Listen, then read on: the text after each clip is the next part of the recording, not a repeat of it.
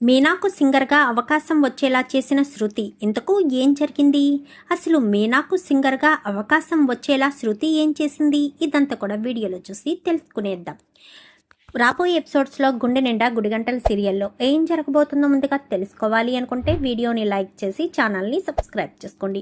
మొత్తం ఇది చూసుకున్నట్లయితే సంతాన సాఫల్యత యాగం చేయడంతో పాటు బొమ్మల కొలువు కూడా చేస్తారు. ఎందుకంటే నలుగురికి మనవళ్లకు పెళ్ళయింది కానీ ఎవరూ శుభవార్త చెప్పలేదని సుశీలమ్మ ఆ హోమం చెయ్యాలి అని అందరినీ కూడా నలుగురిని కూర్చోబెట్టి మరి హోమం జరిపిస్తుంది. తర్వాత బొమ్మల కొలువు కూడా చాలా చక్కగా జరుగుతుంది. అందరికీ కూడా భోజనాలు వడ్డించడం, భోజనాలు చేయడం చాలా సంతోషంగా ముగిసే సమయానికి ఇంకా వెళ్దామా అని చెప్పి అనుకుంటున్న సమయంలో మీనా కాస్త ప్రసాదం తీసుకొచ్చి ఆ హోమానికి సంబంధించిన ప్రసాదం అందరికీ పెట్టేసరికి సంచు అయితే నాకు వద్దు అంటూ బాలు మీద సీరియస్ అవుతాడు. బాలు మామూలుగా అయితే సంచును చూడడంతో చాలా కోపం వస్తుంది. అయినా సరే తన్ను తాను కంట్రోల్ చేసుకుంటూ బాలు ఎప్పటికప్పుడు బావగారికి మర్యాదలు చేయాలని చేస్తూ ఉంటాడు.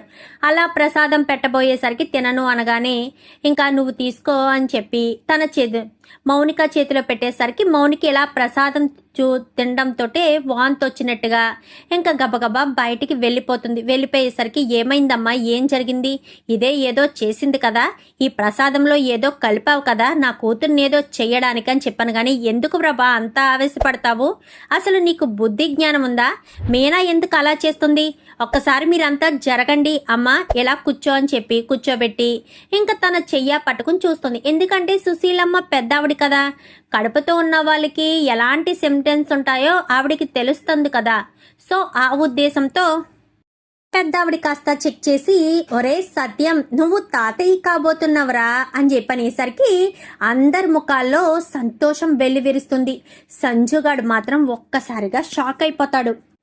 పబ్బి, నువ్వు అమ్మమ్మము కాబోతున్నావనేసరికి నువ్వు మాత్రం తాతయ్య అవ్వడం లేదా సత్యం అని చెప్పి ఇంకా సిగ్గుపడుతుంది. ఎప్పుడో చిన్నప్పుడు నువ్వు ప్రెగ్నెంట్ అయినప్పుడు సిగ్గుపడ్డావు, మళ్ళీ ఇప్పుడు అమ్మమ్మవు కాబోతున్నప్పుడు సిగ్గుపడుతున్నావు పబ్బి అని చెప్పి ఇంకా సత్యం అనేసరికి అందరూ కూడా సంతోషంగా నవ్వుకుంటారు.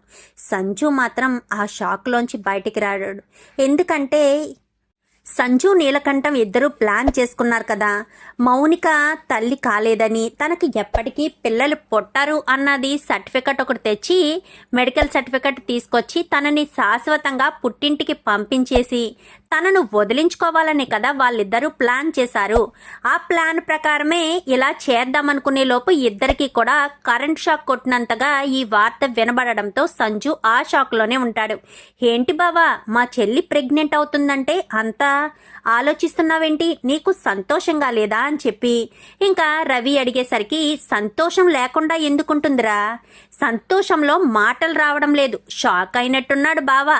ఏ బావా అంటూ ఇంకా బాలు జోకులు వేసేసరికి అవునవును అన్నట్టు మాట్లాడిన తర్వాత సరే మౌనిక వెళ్దామా అని మౌనికను తీసుకుని వెళ్ళిపోతాడు. అసలు నువ్వు ఎలా ప్రెగ్నెంట్ అయ్యావే అని చెప్పనేసరికి అదేంటండి అలా అడుగుతారు, నేను ఎలా ప్రెగ్నెంట్ అయ్యానో మీకు తెలియదా ఏంటి అని చెప్పి మాట్లాడేసరికి సర్లే ఇంకా దీంతో డిస్కషన్ అనవసరం, ఇంటికి వెళ్ళాక నాన్నతో మాట్లాడాలి, ఈ విషయం అర్జెంటుగా నాన్నకు చెప్పాలి అని సంజు కాస్త ఇంటికి బయలుదేరతాడు.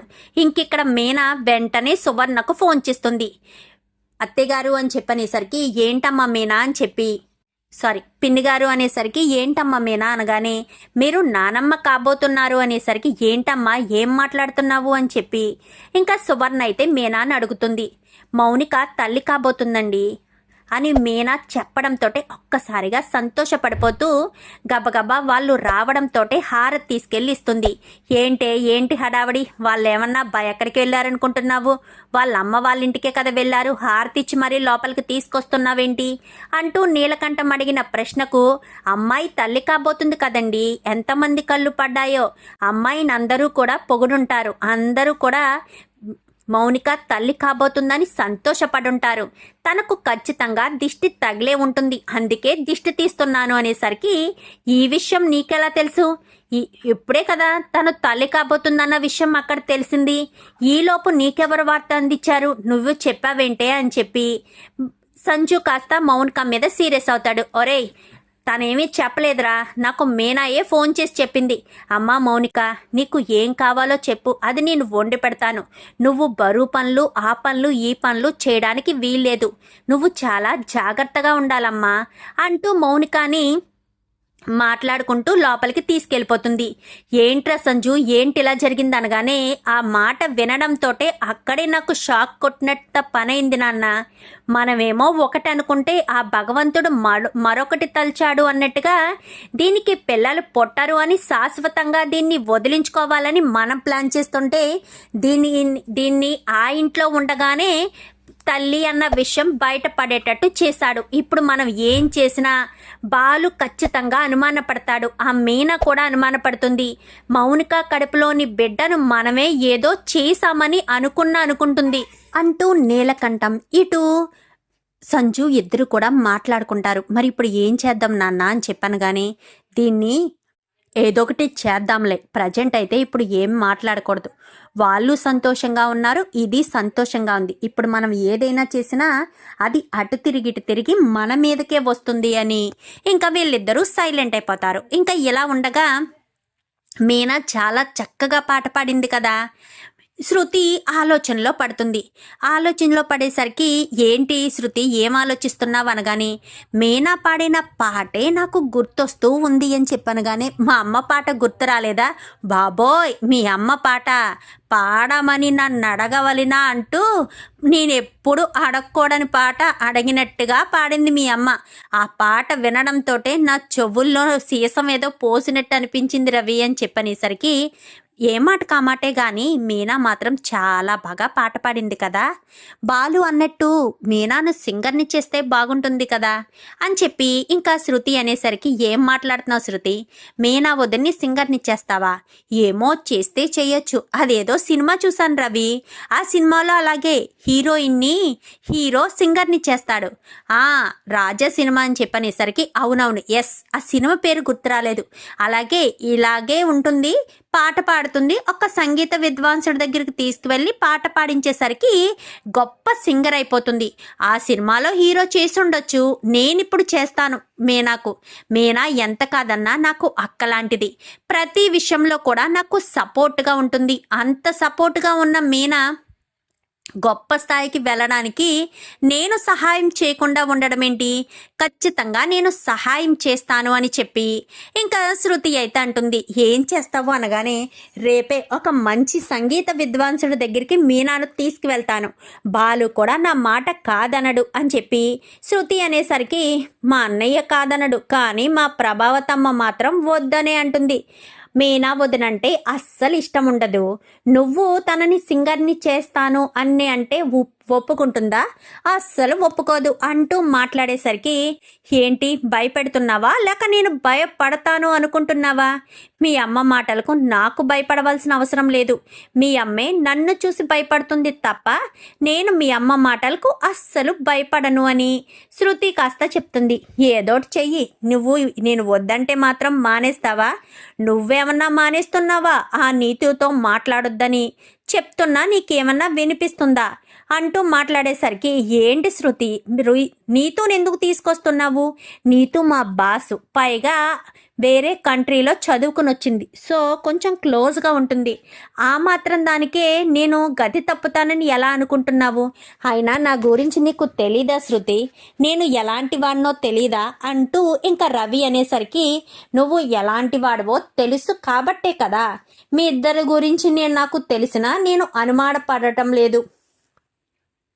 మరి అంత నమ్మకం ఉన్నప్పుడు ఎందుకు చెప్పు అని చెప్పనేసరికి అంత నమ్మకం ఉంది కాబట్టే రవి నిన్ను జాగ్రత్తగా ఉండాలి అంటున్నానే తప్ప నువ్వేదో దాంతో తిరిగేస్తావని కాదు, దాంతో ఉండిపోతావని కాదు, నన్ను వదిలేస్తావని కాదు. నీ మీద నమ్మకం లేకుండానే నేను మా అమ్మ నాన్నని వదిలేసి నీ కోసం వచ్చేస్తానా? ఆ ఇంట్లో నేను ఒక్కదాన్ని విశాలంగా ఉండేదాన్ని, అలాంటిది ఇక్కడికి వచ్చి ఇరికింట్లో అడ్జస్ట్ అవుతున్నానా? నాకు అందరూ కావాలి అని కోరుకున్నాను. మా అమ్మ వాళ్ళ దగ్గర ఎంత డబ్బున్నా నాకు సింపుల్ సిటీగా ఉండడమే ఇష్టం, సింపుల్గా ఉండాలనే అనుకుంటాను. కానీ జాగ్రత్తగా ఉండమని మాత్రం చెప్తాను అంటూ ఇంకా శృతి కాస్త పడుకుంటుంది. శృతి చాలా అర్థం చేసుకుంటుంది. మరొక అమ్మాయి అయితే ఎలా ఇంత అర్థం చేసుకుంటుందా? నీతో నాతో అంత క్లోజ్గా ఉన్నా కానీ ఎప్పుడూ నన్ను తప్పుగా అర్థం చేసుకోలేదు శృతి. శృతికి నేను ఎప్పుడూ అన్యాయం చేయకూడదు, శృతికి నేను ఎప్పుడూ న్యాయమే చేయాలి అని రవి అనుకుంటాడు. శృతి మాత్రం మీనా గురించి ఆలోచించుకుంటూనే మరుసటి రోజు స్టూడియోకి వెళ్తుంది. మేనేజర్ గారు అని చెప్పాను కానీ ఏంటమ్మా శృతి, ఇప్పుడు అర్జెంటుగా చెప్పాల్సిన డైలాగ్స్ ఏమన్నా ఉన్నాయా, లేక మీతో కొంచెం సేపు మాట్లాడొచ్చా అంటూ మాట్లాడేసరికి ఏంటమ్మా శృతి చెప్పు అనగానే, మా అక్క ఒకసారి ఇక్కడ డబ్బింగ్ చెప్పడానికి వచ్చిందే మీనా, తను చాలా బాగా పాట పాడుతుంది, ఏదైనా అవకాశం ఉందంటారా సింగర్గాను అని చెప్పాను. కానీ నాకు తెలిసిన ఒక సంగీత దర్శకుడు ఉన్నాడు, కావాలంటే తనని మీకు పరిచయం చేయమంటే చేస్తాను, తను ఇలా కొత్త వాళ్ళని ఎంకరేజ్ చేస్తాడు, నా స్నేహితుడు కాబట్టి ఖచ్చితంగా నీకు అవకాశం ఇచ్చే అవకాశం కూడా ఉంది, నేను రిఫరెన్స్ చేస్తాను, ఒకసారి రేపు తనను తీసుకుని ఇక్కడికి రా, వస్తే ఇక్కడి నుంచి మనం వెళ్దాము, రేపు ఆఫ్టర్నూన్ నుంచి రమ్మని చెప్పు, ఎందుకంటే రేపు ఉదయం అర్జెంటుగా చెప్పాల్సిన డైలాగ్స్ ఉన్నాయి, అవి కంప్లీట్ అయ్యాక అప్పుడు మన ఇక్కడి నుంచి తీసుకుని వెళ్దాము అని చెప్పి ఇంకా మేనేజర్ కాస్త చెప్తాడు. చెప్పేసేసరికి ఇంకా శృతి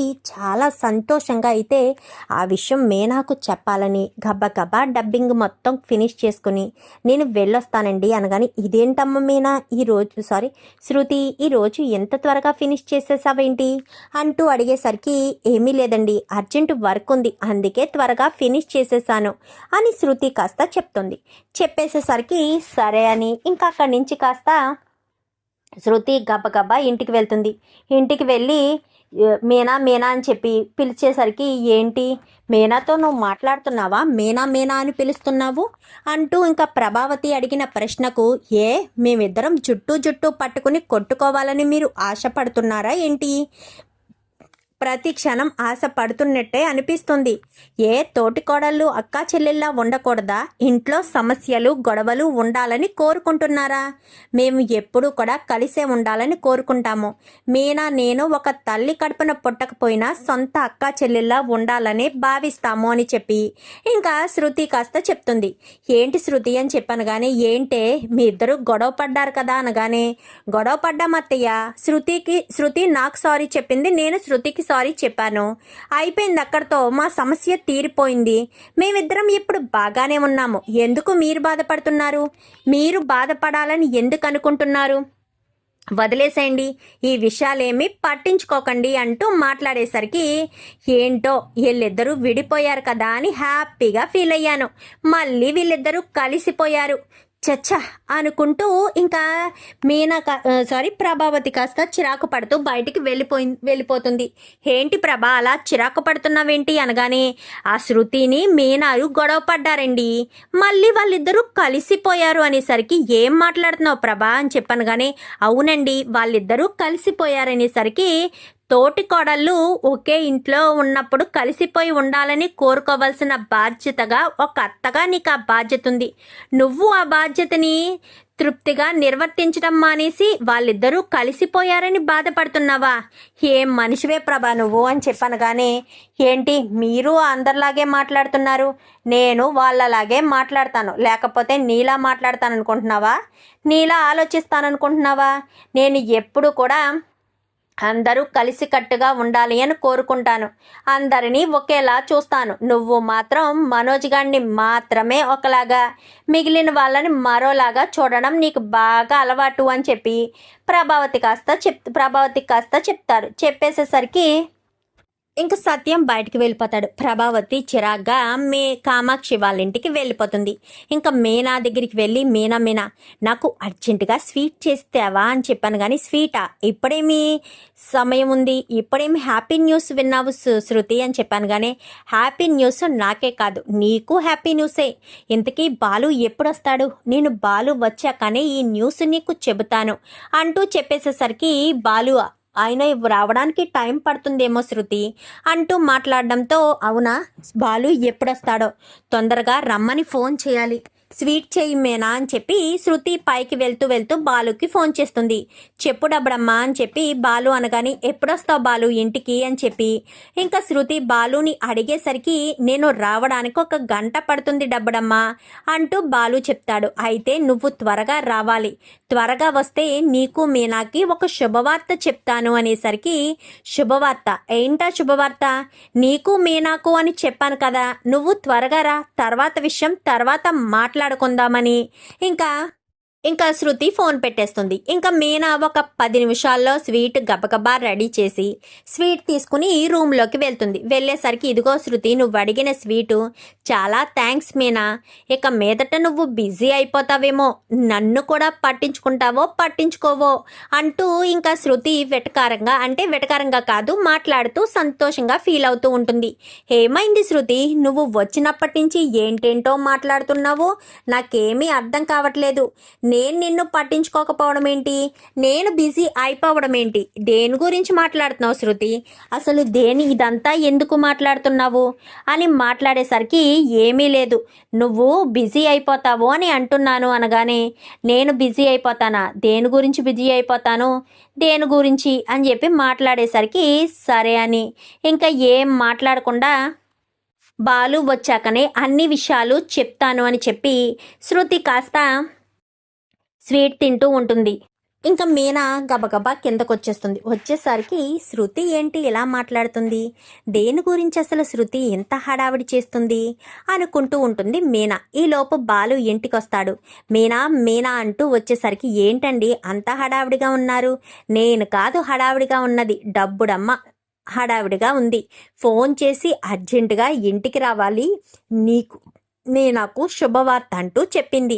ఏంటా శుభవార్త అని నాకు అర్థం కాలేదు అని చెప్పాను. కానీ అవునా, నాకేం తెలీదండి, మీరు ఎప్పుడొస్తారో అని అడిగింది, స్వీట్ చేసి ఇవ్వమని చెప్పింది, స్వీట్ చేసి గదిలో పెట్టొచ్చాను, అంతే, అంతకు మించి నాకేం తెలీదు అనగానే పద వెళ్దాము అని చెప్పి ఇంకా అక్కడి నుంచి కాస్త పైకి వెళ్తారు. వెళ్ళేసరికి వచ్చావా బాలు, నీ గురించే ఎదురు చూస్తున్నాను, నువ్వు ఎప్పుడెప్పుడు వస్తావా అని ఎదురు చూస్తున్నాను అంటూ మాట్లాడడంతో చెప్పు డబ్బడమ్మ, దేని గురించి నా గురించి ఎదురు చూడడం, నాకు మీనాకు ఏదో శుభవార్త అన్నావు, అసలు ఏంటా శుభవార్త, నాకు మీనాకే శుభవార్త అని ఎందుకన్నావు, ఏంటది అంటూ ఇంకా మీనాని కాస్త బాలు మీనా ఇద్దరు కూడా శృతిని అడిగేసరికి అది ఏంటంటే అంటూ చెప్పడం మొదలు పెడుతుంది. శృతి చెప్పడం మొదలు పెట్టేసరికి ఏంటి చెప్పు అంటూ మాట్లాడడంతో మీనాకు ఒక మంచి చక్కటి అవకాశం వచ్చింది. మీనా మొన్న పాట పాడితే నువ్వు చెప్పావు కదా మంచి అవకాశం అని, సింగర్ అయ్యే అవకాశం ఉందని, సింగర్ని చేసేస్తాను అని చెప్పావు కదా, దాని గురించే నాకు అదే ఆలోచన మైండ్లో తిరిగింది. అందుకని నేను డబ్బింగ్ స్టూడియోకి వెళ్ళడంతో మా మేనేజర్ని కనుక్కునేసరికి ఇంకా మా మేనేజర్ అయితే అమ్మాయి బాగా పాడుతుందా అని అడిగాడు. అవును, బాగానే పాడుతుంది అని కూడా చెప్పాను. చెప్పేసేసరికి ఇంకా సరే, రేపొకసారి మధ్యాహ్నం సమయంలో మా స్టూడియో దగ్గరికి తీసుకురమ్మని చెప్పాడు. తనకు తెలిసిన తన స్నేహితుడైన ఒక మ్యూజిక్ డైరెక్టర్ కొత్త వాళ్ళకి అవకాశం ఇస్తాడంట. మీనాకు కూడా అవకాశం వస్తుందేమోనన్న ఉద్దేశంతోనే నేను మీనా కోసం అడిగాను అంటూ చెప్పేసేసరికి ఏంటి సింగరా, ఏం మాట్లాడుతున్నావు శృతి, నేను సింగర్ అవ్వడం ఏంటి, నా వల్ల కాదు, నాకు భయం బాబోయ్ అని చెప్పాను. కానీ చూడు బాలు, నువ్వైనా చెప్పు, మీనాకు ఇది చక్కటి అవకాశం, ఈ అవకాశాన్ని ఇప్పుడు దూరం చేసుకుంటే చాలా ఇబ్బంది పడాలి. అయినా మీనా ఎందుకు ఇలా వచ్చిన అవకాశాన్ని దూరం చేసుకోవాలనుకుంటుంది? ప్రతి క్షణం కూడా మీనా గొప్పగా ఎదగాలి అని కోరుకుంటుంది. అలా ఎదగాలి అని కోరుకున్నప్పుడు చక్కగానే ఉండాలి కదా, వచ్చిన అవకాశాన్ని సద్వినియోగం చేసుకోవాలి. నేను మా మేనేజర్ని అడిగి ఈ అవకాశం వచ్చేటట్టు చేశాను. ఈ అవకాశం మాత్రం ఎట్టి పరిస్థితుల్లోనూ మిస్ అవ్వకుండా ఉంటేనే బాగుంటుంది, లేదంటే మాత్రం అవకాశం దూరం అయితే మళ్ళీ తలుపు తట్టడం చాలా కష్టం మీనా అంటూ ఇంకా శృతి చెప్పేసేసరికి ఈలోపు రవి వస్తాడు. అవునొదినా, నిన్నటి నుంచి శృతి నీ గురించే ఆలోచిస్తుంది. రాత్రి కూడా అదేదో సినిమా రాజ సినిమాలలాగా నిన్ను పెద్ద సింగర్ని చేయాలని శృతి ఎంతగానో ఆరాటపడుతుంది. అందుకోసమనే శృతి ఉదయాన్నే మేనేజర్ని అడిగిందంట. నాకు కూడా ఫోన్ చేసి చెప్పింది, ఇలా మేనేజర్ని అడిగాను, మీనా అక్కను రేపు తీసుకొస్తాను, 2 తీసుకురావాలి అని చెప్పుకొచ్చింది.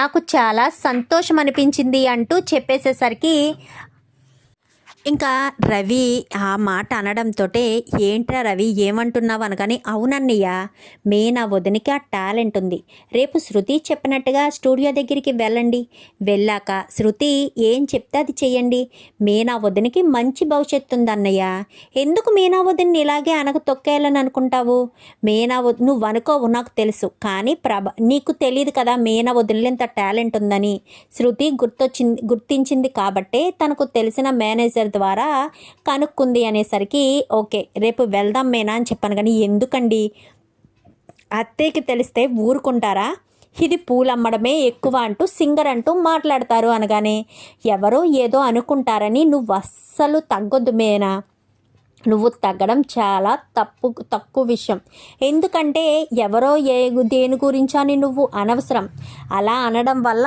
ఎలాంటి ఉపయోగం లేదు, ఎవరి గురించో ఆలోచిస్తే మన బ్రతుకు మనం బ్రతకలేము, నిన్ను రేపు నేను తీసుకువెళ్ళి గొప్ప సింగర్ని చేస్తాను సరేనా అంటూ మాట్లాడేసరికి, సరే సరే అని చెప్పి ఇంకా మీనా ఒప్పుకుంటుంది.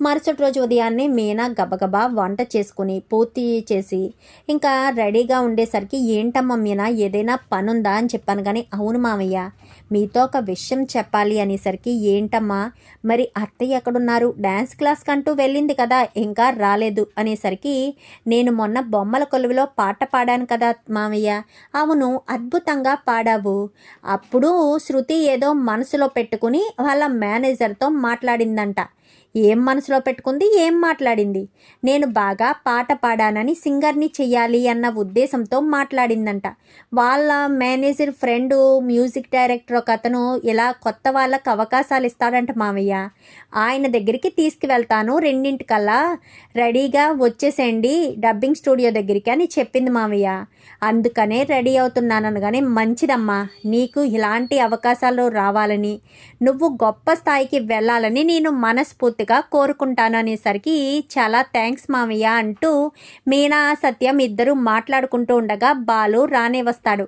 ఏంటి మీనా అయ్యిందా అని చెప్పాను. కానీ అయ్యిందిరా నాన్న అది అనేసరికి, నా కోడలు నాకు చెప్పిందిరా, ఆల్ ది బెస్ట్ అమ్మ మీనా, జాగ్రత్తగా తీసుకెళ్ళరా అనగానే, అలాగే నాన్న అని చెప్పనేసరికి, అమ్మ ఒక్కసారి దేవుడి గుళ్ళో దండం పెట్టుకుని వెళ్ళు అనగానే, సరే మామయ్య అని చెప్పి ఇంకా మీనా బయలుదేరుతూ గుడికి వెళ్ళి దండం పెట్టుకుని 2 రమ్మని చెప్పింది కదా, ఎగ్జాక్ట్ 2 పార్లర్ దగ్గరికి, అదే డబ్బింగ్ స్టూడియో దగ్గరికి వెళ్ళిపోతుంది. ఇంకా రవి బిజీగా ఉండి రాను అని చెప్పేశారు కదా, సో వీళ్ళ ముగ్గురు కూడా బయలుదేరి అక్కడికి, ముగ్గురితో పాటు మేనేజర్ కూడా బయలుదేరి వెళ్తాడు. ఇంకా అందరూ కూడా బయలుదేరి వెళ్ళిన తర్వాత ఇంకా అందరూ కూడా స్టూడియో దగ్గర, అంటే వాళ్ళ మ్యూజిక్ డైరెక్టర్ దగ్గరికి వెళ్ళిపోతారు. వెళ్ళిపోయేసరికి, నేనే చెప్పాను కదరా అని చెప్పాను. కానీ ఓ ఎవరు అమ్మాయి, ఈ అమ్మాయి అనగానే, కాదు తను అనేసరికి, తను మా డబ్బింగ్ స్టూడియోలో డబ్బింగ్ చెప్తుంది, తన తోటి కోడలంట తను అనేసరికి, నమస్కారం అండి అనగానే, ఏదమ్మా ఒక పాట పాడు అనేసరికి, ఏం పాట పాడమంటారు అనగానే, ఈ మధ్య నీకు నచ్చిన పాట పాడమ్మా అని చెప్పనేసరికి, ఒక మంచి పాటనైతే మీనా పాడుతుంది. పాడేసరికి ఆ కంఠం, ఆ స్పష్టత చాలా బాగా నచ్చుతాయి.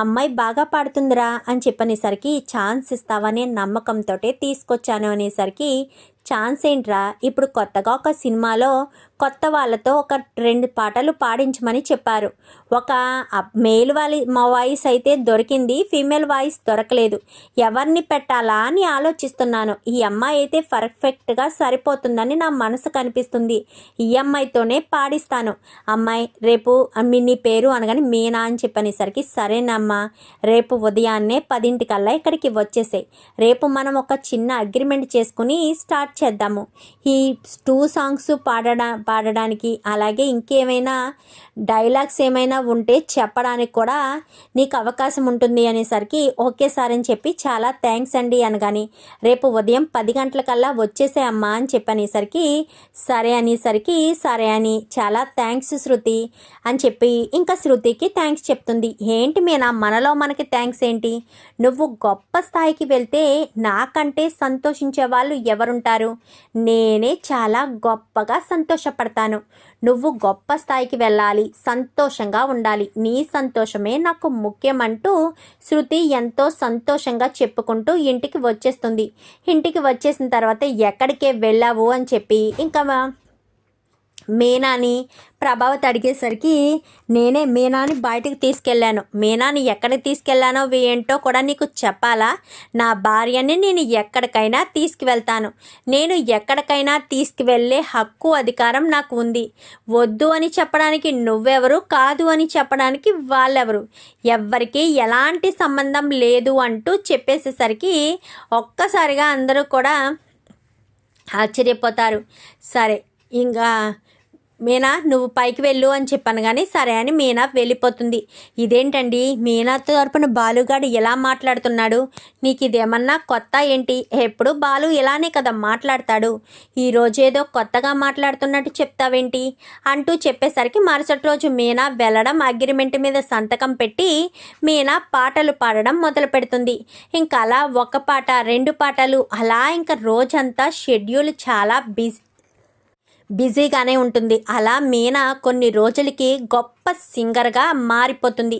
అప్పుడు ప్రభావతి మీనాను చూసి ఆశ్చర్యపోతుంది. ఇది పాట పాడితే అద్భుతంగా ఉందని అనుకున్నాను కానీ దీని పాట ఎంత ఫేమస్ అవుతుందని కలలో కూడా అనుకోలేదు అని ప్రభావతి కాస్త ఆశ్చర్యపోతుంది. చూద్దాం మరి రాబోయే ఎపిసోడ్స్లో ఇలాగే జరగాలని మీరు కూడా కోరుకుంటే వీడియో నచ్చితే లైక్ చేసి ఛానల్ని సబ్స్క్రైబ్ చేసుకోండి. Thank you for watching.